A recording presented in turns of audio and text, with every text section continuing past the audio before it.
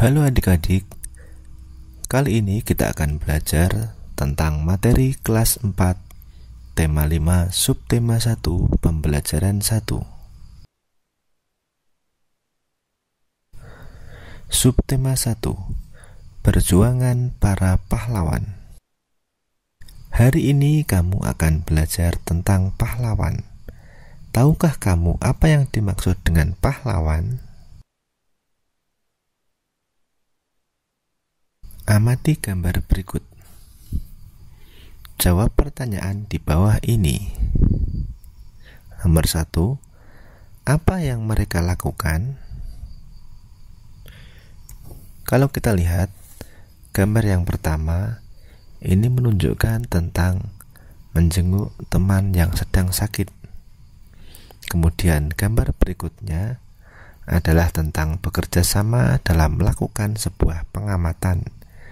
Dan gambar yang ketiga adalah saling membantu dalam memasukkan buku ke dalam tas. Kemudian soal yang kedua, bagaimana pendapatmu mengenai hal itu?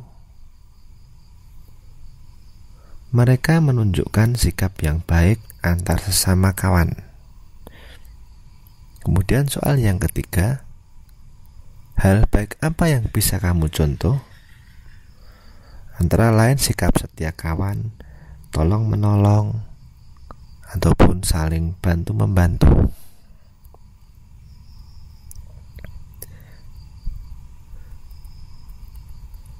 Menolong orang lain dengan ikhlas, berani, dan gigih merupakan sikap yang dimiliki oleh para pahlawan. Untuk menghargai mereka, kamu bisa meneladani sikap kepahlawanannya dalam kehidupan sehari-hari. Bagaimanakah perjuangan para tokoh di masa kerajaan Hindu, Buddha, dan Islam? Bagaimanakah sikap kepahlawanan yang mereka miliki?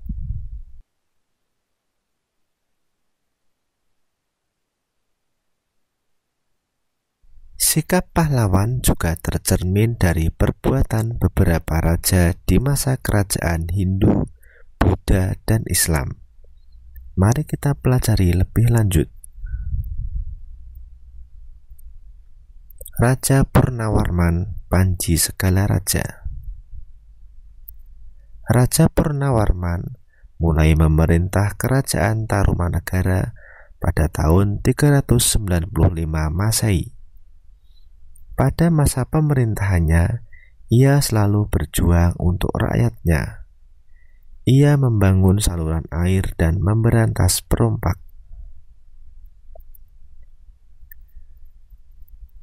Raja Purnawarman sangat memperhatikan kesejahteraan rakyatnya.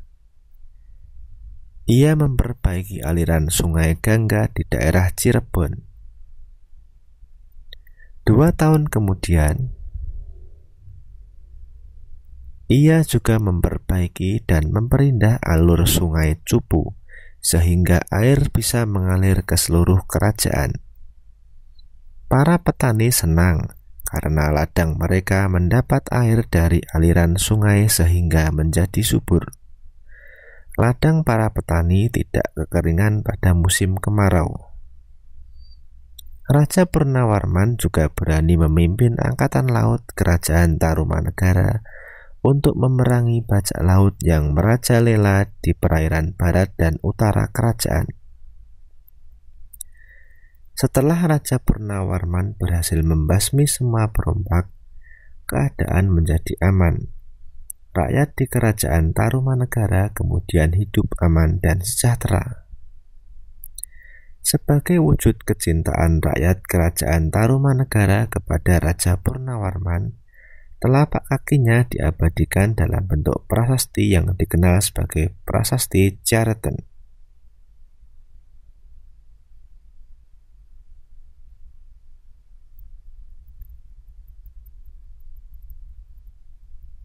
Setelah membaca teks tersebut, jawab pertanyaan berikut. Nomor 1, tuliskan perjuangan yang dilakukan oleh Raja Purnawarman. Perjuangan Raja Purnawarman antara lain membangun saluran air, memberantas perompak, memperbaiki aliran Sungai Gangga, memperbaiki dan memperindah alur Sungai Cupu, dan memerangi bajak laut. Kemudian soal yang kedua, tuliskan sikap kepahlawanan yang dimiliki oleh Raja Purnawarman. Raja Purnawarman berani memimpin angkatan laut untuk membasmi para bajak laut. Kemudian yang ketiga, apa yang dirasakan rakyat kerajaan Tarumanegara atas perjuangan yang dilakukan oleh Raja Purnawarman? Rakyat merasa hidup aman dan sejahtera. Menurutmu, bagaimana kehidupan rakyat kerajaan Tarumanegara jika rajanya tidak memiliki sikap kepahlawanan? Rakyat akan sengsara dan ditindas oleh para perompak. Kemudian yang kelima, ceritakan kembali secara tertulis isi teks berdasarkan jawaban-jawabanmu. Tulisanmu harus memperhatikan peristiwa yang ada, runtut, dan menggunakan ejaan yang benar. Nah, pada kolom berikut ini, kita bisa mengisinya dengan jawaban-jawaban yang sudah tertera di atas tadi. Kemudian kita tulis dengan tulisan yang sesuai dengan ejaan yang benar.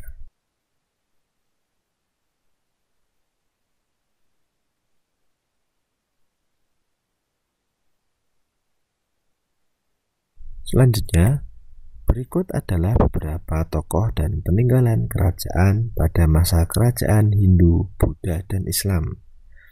Peninggalan yang mereka wariskan bukan saja benda bersejarah, tapi juga pemikiran dan nilai-nilai perjuangan yang telah menginspirasi bangsa Indonesia.